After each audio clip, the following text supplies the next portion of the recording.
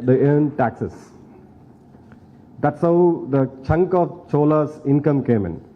And those who were not ready to pay those taxes, the transit taxes, they were raided. And we speak a lot about, today we speak about amphibious operations, marine commandos, so on. So it was started way back in Chola's time. So they didn't add the so-called gunpowder, to propel in things like what we see in kinetic warfare. So those days, one Chola literature, which is available in a library close to this place, it's a pure transcript. It took me a lot of time and effort to actually decipher it. What it said is, they need deep sea drivers, and Cholas were basically based in the Kaveri river. The culture started there. So it's a fresh water. So to train the deep sea drivers who will go and break the pirate ship, or who can go and attack an enemy ship or a ship which doesn't pay taxes, they had a lot of sea salt put in a part of Kaveri in Tanjore. They made a small pond kind of a thing, and that's where those deep sea divers went and took practice. They went in, they were holding the breath, a lot of practices was done. So the science of building up a ship, right from what wood, where it will come from, how it has to be chopped, when the tree has to be cut, how the tree has to be seasoned, and how to build a ship without using a nail, an iron nail. This was the level of expertise which Cholas bring in. So why I touched upon Cholas is, the Indian Ocean region, if we don't dominate, that's our key vital trade route. That's point number one. And we have a coastline of excess of 6,000 kilometers. One, we need to guard those coastline. We see what happened in 2611 in Mumbai. Second, we need to secure our trade routes. When we say we are going to move to a place like the second largest economy in the world in down next 20-30 years, unless we secure our trade routes, we can manufacture, we can speak about Atmanirbhar Bharat, we can become a manufacturing hub, but if the trade routes are not secured, we are not going to win the game. So it is very, very imminent for us to dominate the Indian Ocean region. The present government had put in ample amount of efforts, which we'll talk in detail. So the ship carrier which we saw, a 45,000 ton aircraft carrier, what we saw is part of this strategy, is to dominate that region, which is starting from Bay of Bengal, going all the way till Malacca Straits, and on the other end going all the way till Africa. So that's how trade routes have to be secured. Now comes Sri Lanka. In this entire Indian Ocean region, the small tiny island plays a very, very important role. British tried to dominate it. Cholas dominated it. If you keep on reading the history for the last 2,000, 3,000 years, every power which wanted to dominate the world wanted to dominate Sri Lanka first. So that becomes vital for us in terms of national security. Now, unfortunately, since our independence, the most messed up foreign policy which India had ever done was Sri Lanka. It is most complicated one. People, even after 50 years of studying it, still don't have a fair understanding of what it is. நமக்கு ஒன்றும் புரியல ஆக்சுவலாக. ஸ்ரீலங்கா அப்படின்னா எல்லாருமே என்ன நினச்சிக்குவோம், அங்கே ஈழத்தமிழர்கள் இருக்காங்க, சிங்களீஸ் இருக்காங்க, புத்திசம் டாமினேஷன் இருக்காங்க, ஸோ அங்கே ஃபைட் பண்ணுறாங்க. There is a civil war which went on for 30 years.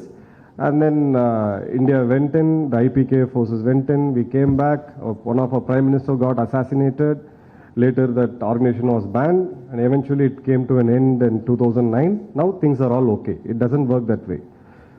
To give you a perspective, a broader perspective of what Sri Lanka means, it has a very, very strong cultural and religious connect with India. Buddhism went from here. Hinduism went from here. Even the Islam, what you see today, the Muslims also inherited that religion from India. So they have a very, very strong connect with us, and they have a very cultural rivalry with us. If you look at, I'll give you an example how Sinhalese see us as a country, as this thing. So Sinhalese see India as Hindus. It's a Hindu country. Like the way Pakistanis always say it's Hindustan. They never call it as India, right? So when we look them, there was one infamous assassination attempt on then Prime Minister Rajiv Gandhi. If you would have seen those videos, one naval soldier of Sri Lankan Navy, he tried hitting a Prime Minister on head. Today, the highest fan follower of a Sri Lankan origin, except the movies, highest fan following for an individual is to this particular soldier who has been released out of jail. You can go to Facebook, check his Facebook profile. So, just imagine the amount of hate which has been nurtured and cultured over a period of time. They are not as big as what we call Pakistan or Bangladesh. So they don't have a direct confrontation with us. But that hate on Hindus especially, it simmers. It doesn't surface much, it simmers. But they are smart people, they are into trade, they are well educated. All their 5 major parameters in terms of education, healthcare, number of schools per thousand, in every 5 parameters they exceed India way beyond and above. They are very, very forward thinking country. But when we look at a country and when we define a strategy, your foreign policy, we specifically need to know who likes me and who doesn't like me. So that's why I touched upon this point. Now another set of people is what ethnic, cultural connect and ethnic connect we have is the Tamil population there. When we say Tamil population, it's always, if you see the narrative which has been set for over 50 years, it's always Eelat Tamilargal, the Tamil Eelams. But there are sizable amount of Tamil people who went from Tanjore, who went from Thiruvarur, who went from Ooty, the then Nilgiris, and who went from various parts of Tamil Nadu to those tea estates during British time, which is like 300 plus years now. They will never speak about this particular population. So when we say the Eelam Tamils have been treated as a second grade citizens, this community, Tamil community, was treated as a third rated citizens. So there are Sinhalese who are progressive thinking, who are trade and culture and progressive parameters. We want to evolve, we want to become culturally strong, we want to become economically strong. And there is a very, very, very strong Buddhist, religious centric organization there. So most of these politicians have to have this endorsement of the Buddha Bhikshus, we call them, right? So they need to have the tick if I have to win an election. So the domestic policies, the domestic politics always goes hand in hand with this particular set of religious, or we don't call it as fundamentals, but they are strongly religious. Then comes the Eelam Tamils. So we classify them into one bucket. They are actually not one. There are 3. People from north, all we call as Vaunia and all these places, they are different. People from east, they are quite different. And the diaspora, the Sri Lankan diaspora, especially the Tamil diaspora in Europe and UK, Europe and Canada and USA, they are very, very strong. Their thought process is totally different. And then we have a sizable amount of Muslims. Their thought process is totally different. I happened to get trained with a couple of Sri Lankan officers. I had interacted with them in brief. So they all were in the same army. I had one Tamil officer who comes from that Malayagam Tamils, people who came here. So he was an army officer who was there with me. His thought process was totally different. A Sinhalese army officer's thought process was totally different. And a Muslim officer of Sri Lankan army. All these 3 didn't sync. So when we say it's a country united, no, it's still not. It's still evolving. And if you look at the democratic parameter, ஜனநாயகம் பார்த்துட்டு நம்ம ஜனநாயகத்தில் எந்த இடத்துல அவங்க இருக்காங்க, it's called as a pseudo democracy. It's not a full democracy. So the country is not one. First of all, we need to look at the country is not one. So in the past, our policy makers, starting from Pandit Nehru's time, and then we had a major breakthrough, a policy change during Indira Gandhi's time. we saw this entire nation as one. That's our first mistake. We never understood their realities, they never understood the complexities of that particular nation. Second, we thought it's a state, one of the state of India. We treated them like you are just a small state of India. When we look at Pakistan, my seniors will speak in detail about it. So what does Pakistan has in its hands? Nothing but the location. It's all about the location, how well suitably strategically I am placed. There is one Soviet bloc, there is one American bloc. So in between I am placed here. So I need to restrict Soviet from coming down. So equally, Sri Lanka is a very, very strategically located location, geopolitically. But we ended up seeing it in somebody thought it as a state. So we went and then we created a militant movement. We supported them, we armed them. LTT was our own baby. They were trained in Chakrata ahead of Dehradun. We extensively supplied arms and ammunitions. We provided logistics. Everything went well. The first Elam war happened between LTT and the Sri Lankan government. Then they took a massive lead. Now, there is a political scenario there where the suppressed community looks at a leader. Now, I have got my leader. Whether he is political or whether he is an armed leader. Political solutions take a lot of time. So I always prefer to go to a leader who's leading me with arms.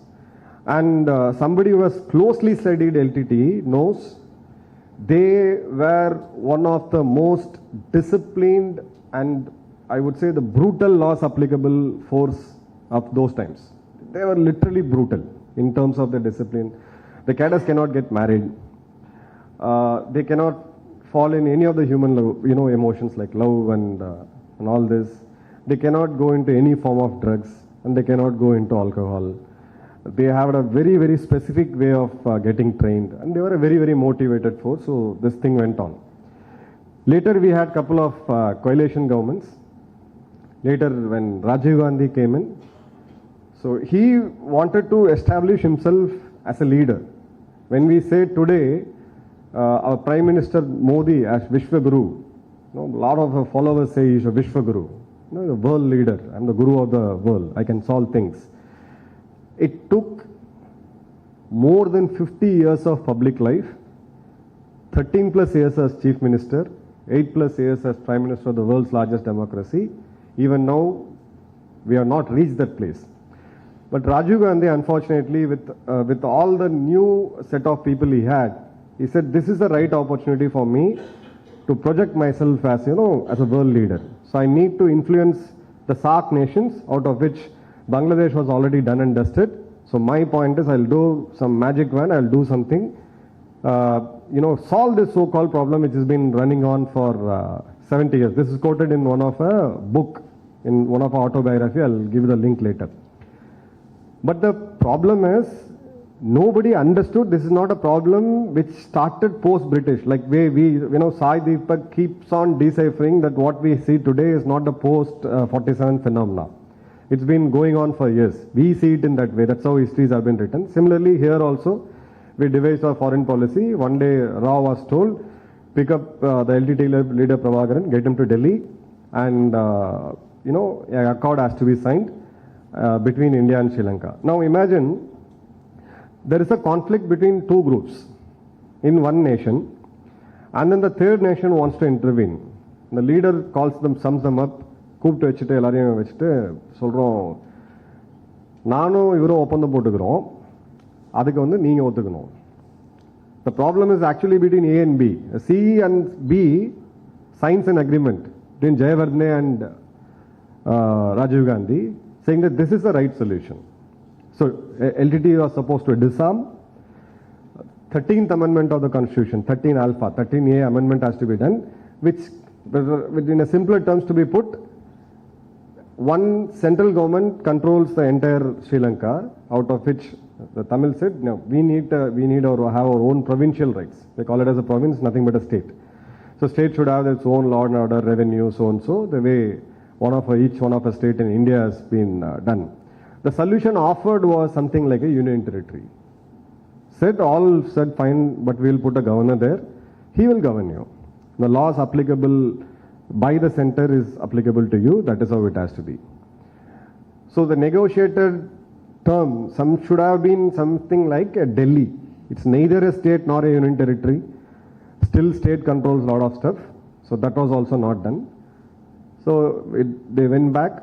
Indian forces were sent as peacekeeping forces.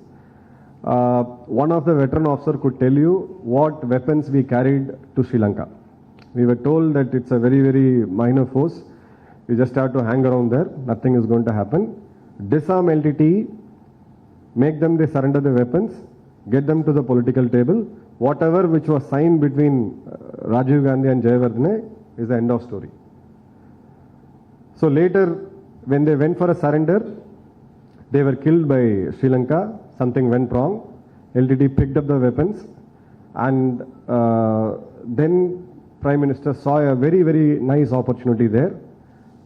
It was propelled. There was a back channel talk between Pakistan and Sri Lanka at those times. How many of you know that Pakistan-India-Pak war in 1971?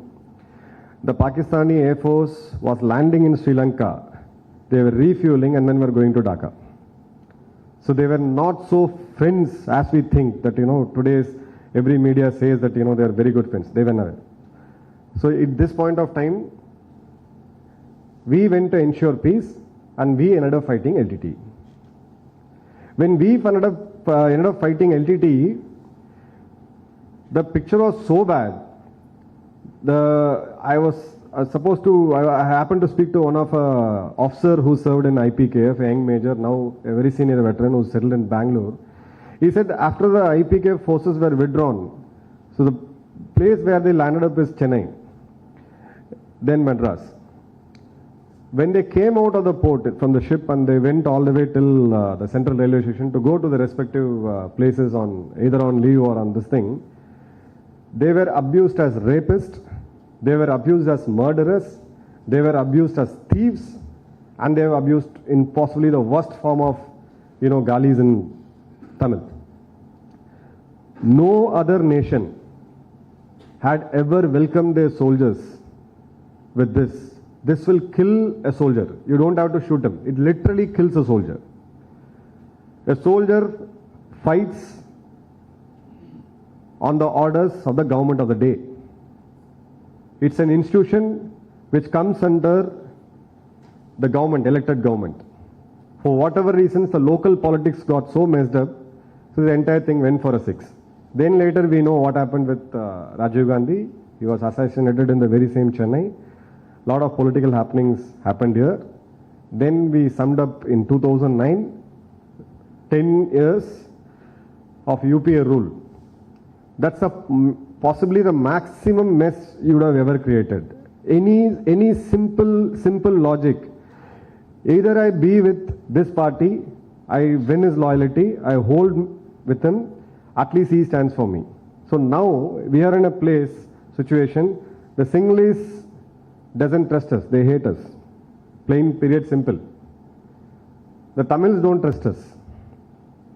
The Malayalam Tamils, the third sect of people, they say it's better to coexist with whatever little rights I have got.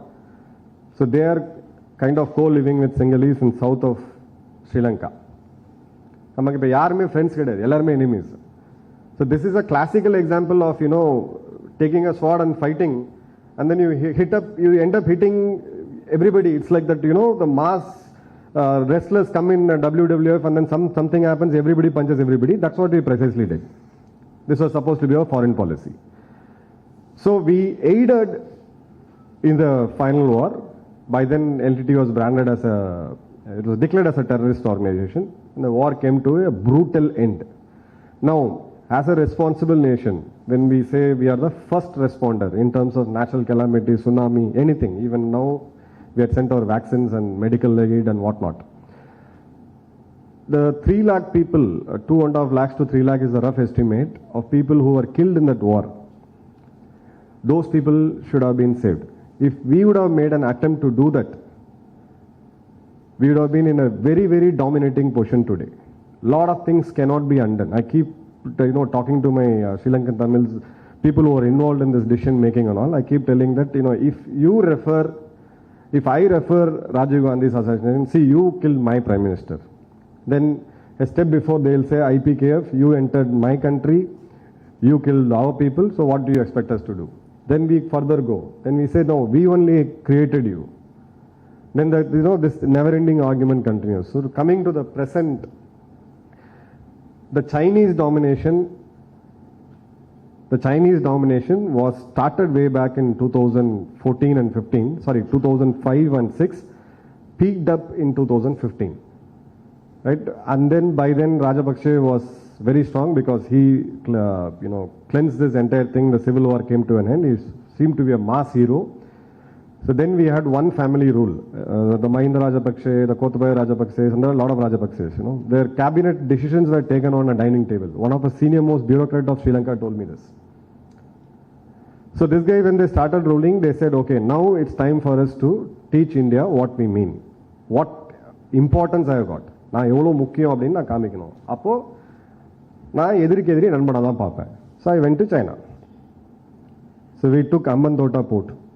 The Ambantota port was initially offered to India. How many of you know this? It was offered to India when Manmohan Singh ji was our prime minister. We didn't take. He said, no, we are not interested with the terms of the agreement. We lost one major railway contract.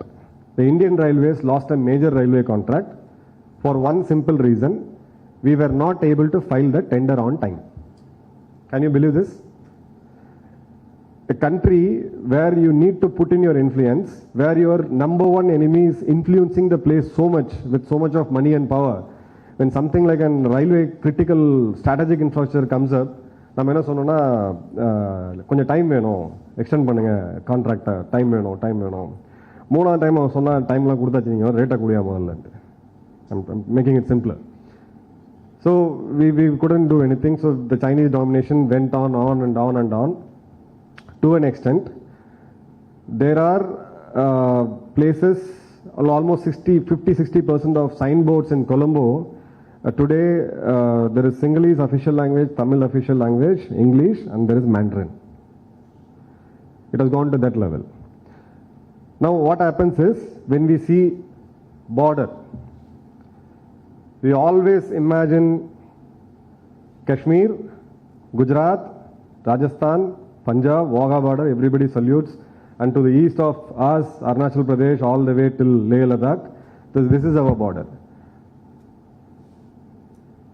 How much time it takes for a speedboat from Rameshwaram to reach Sri Lanka? Anyone? Students, Defense Department.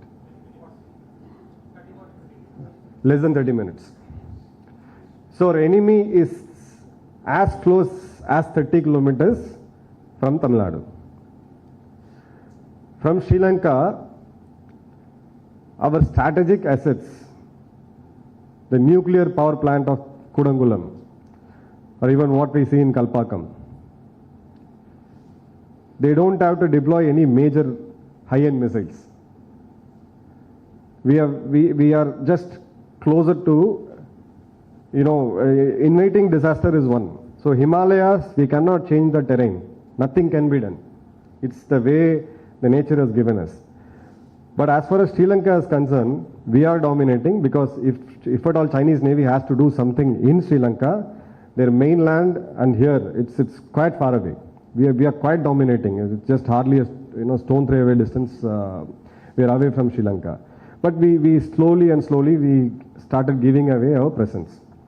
One example I'll tell you, how domestic politics, regional factionalism, secessionist thoughts can kill a country's foreign policy. Classical example I'll tell you. Few years before, I think when Madam Jayalalitha was the chief minister, there was a protest by Mr. Seeman, a party leader of a party called Nam Tamlar Katchi, NTK, right?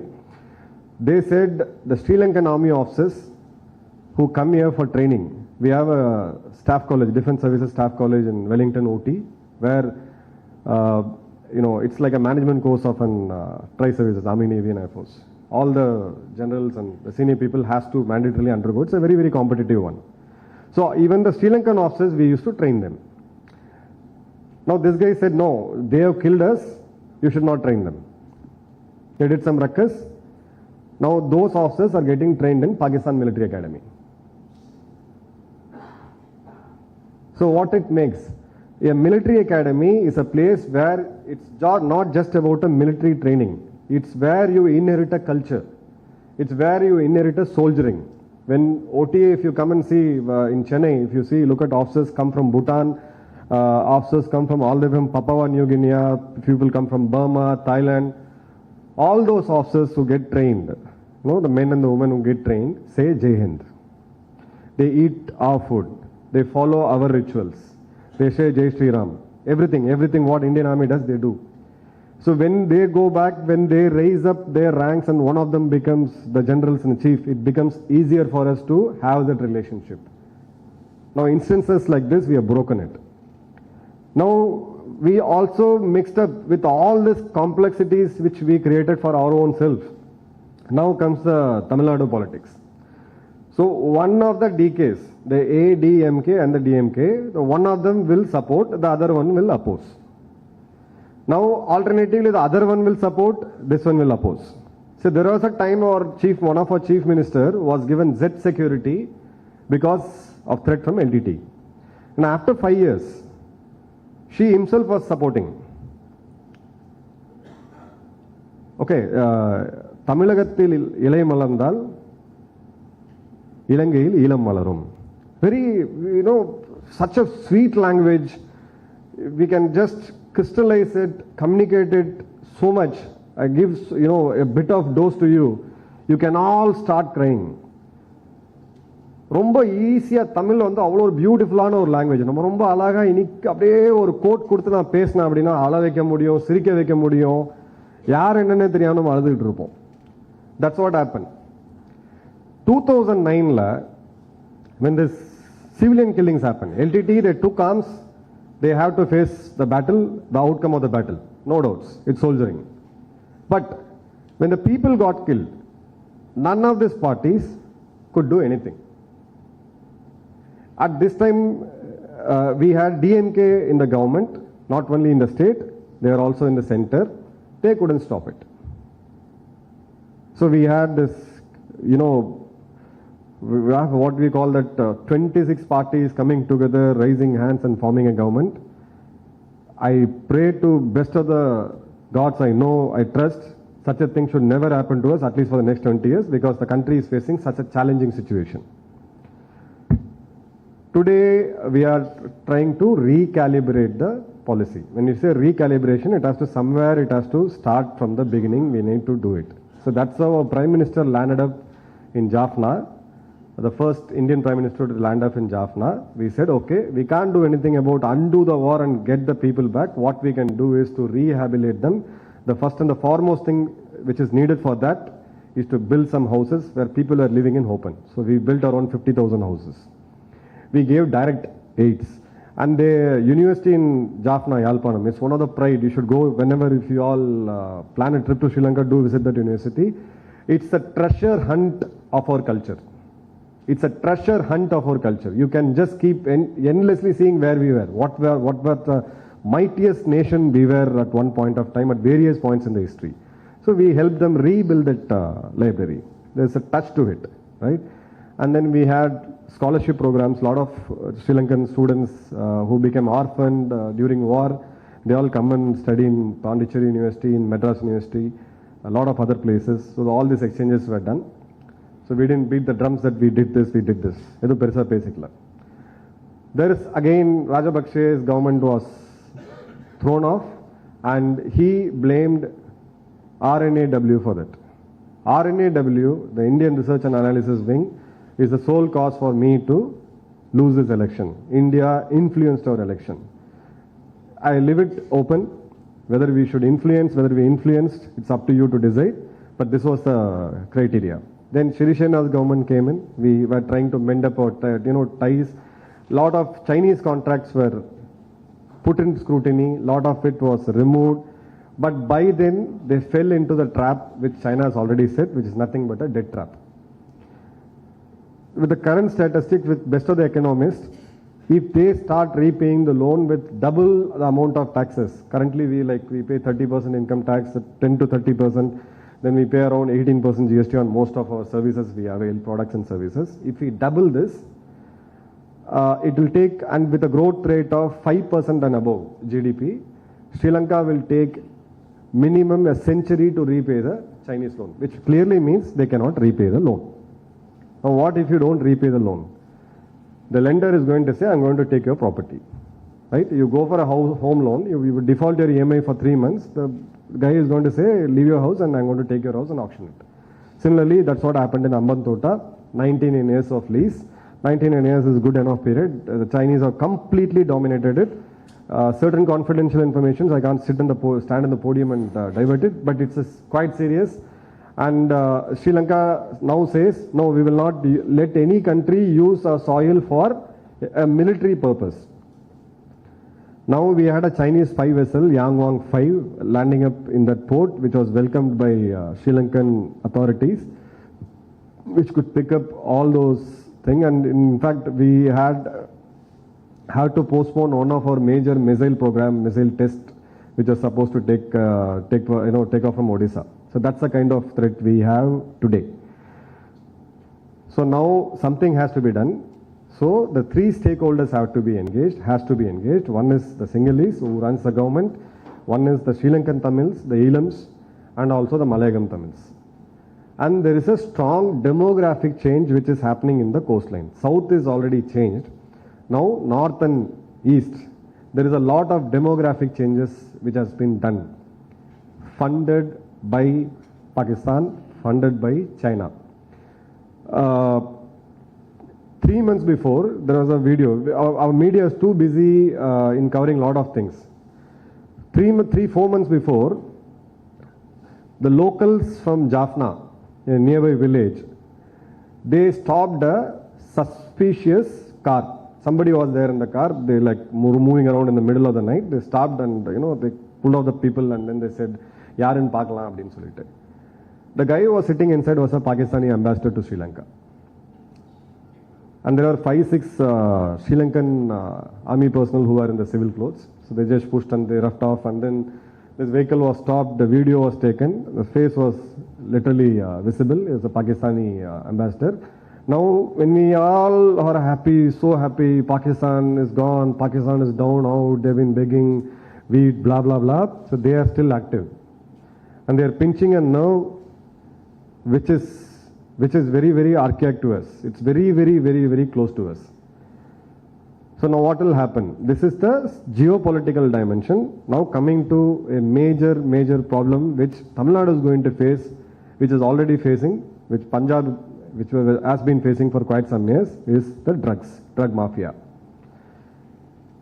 If we put the entire amount of drug which was transported from Sri Lanka to India in one basket in these many years, and in another basket, if you put the number of drugs which was confiscated by DRI, by various agencies, in the last 500 days, this is 7 times the size of this entire 75 years of history.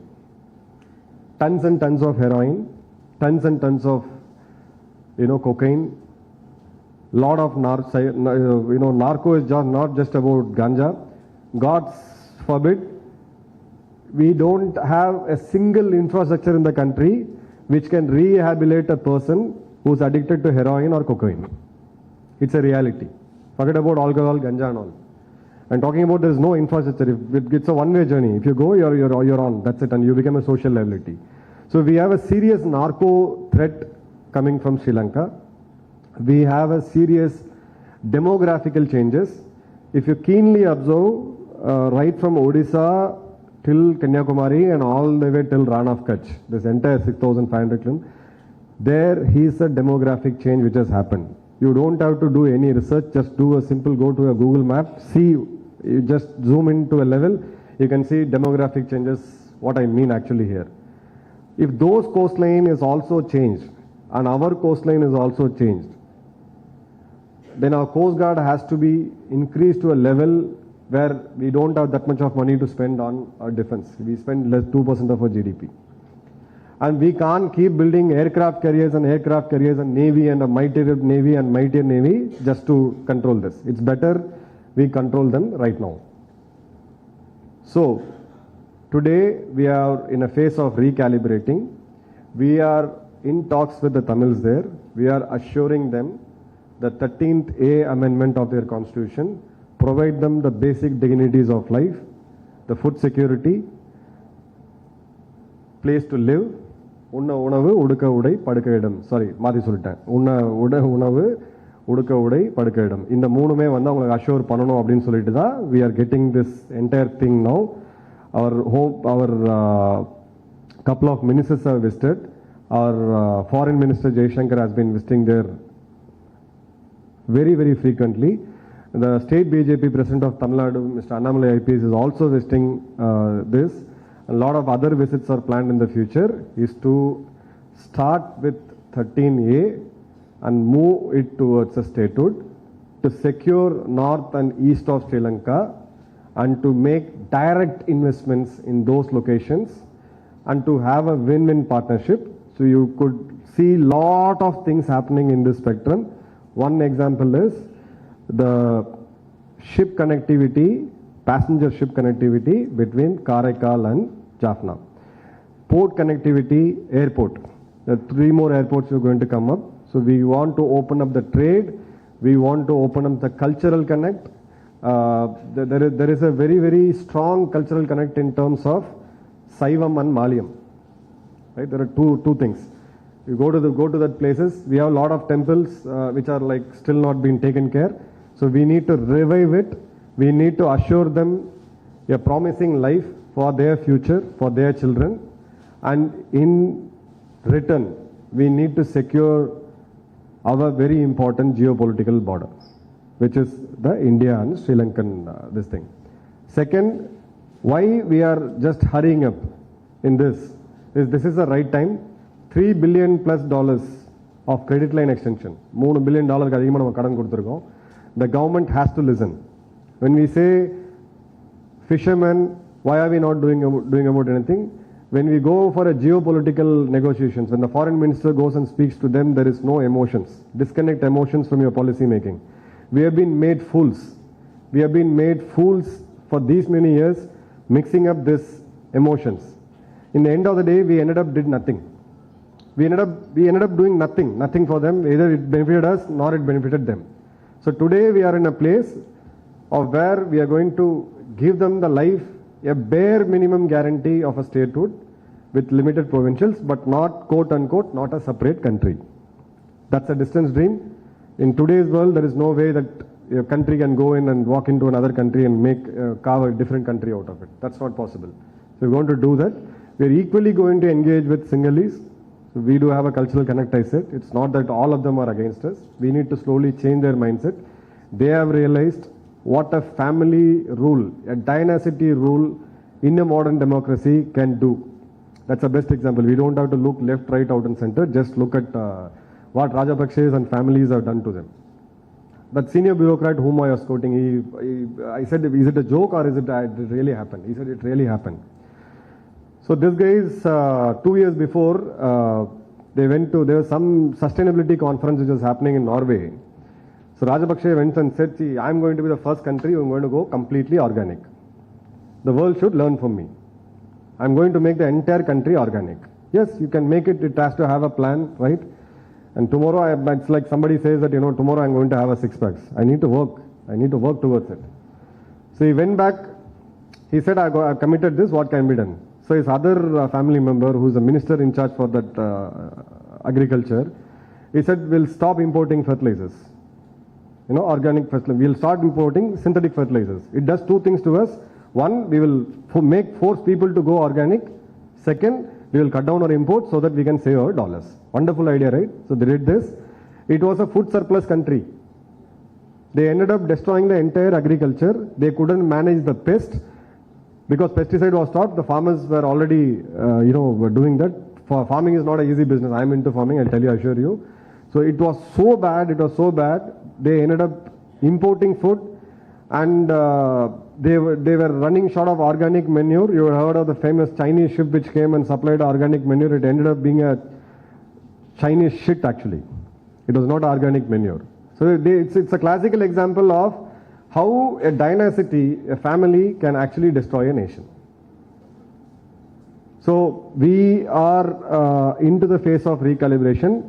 In this, certain dramatics will also come up. What one card which we pulled out from the thing is Prabhakaran alive?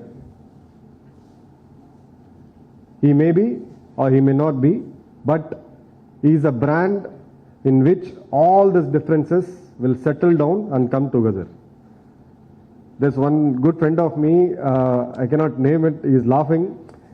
I'll take it offline. So the developments which you are seeing today has a very, very little connect with the domestic politics out here. Of course, there is a political angle to it.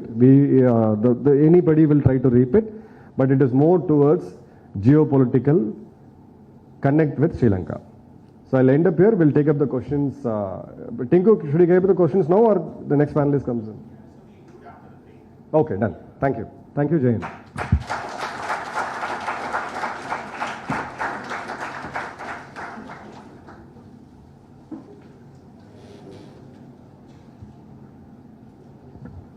Thank you, Major.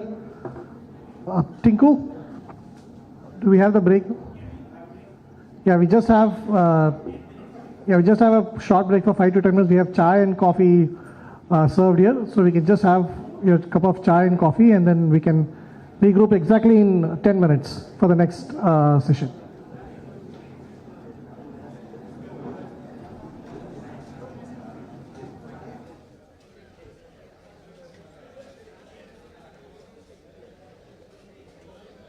Sir, break, sir.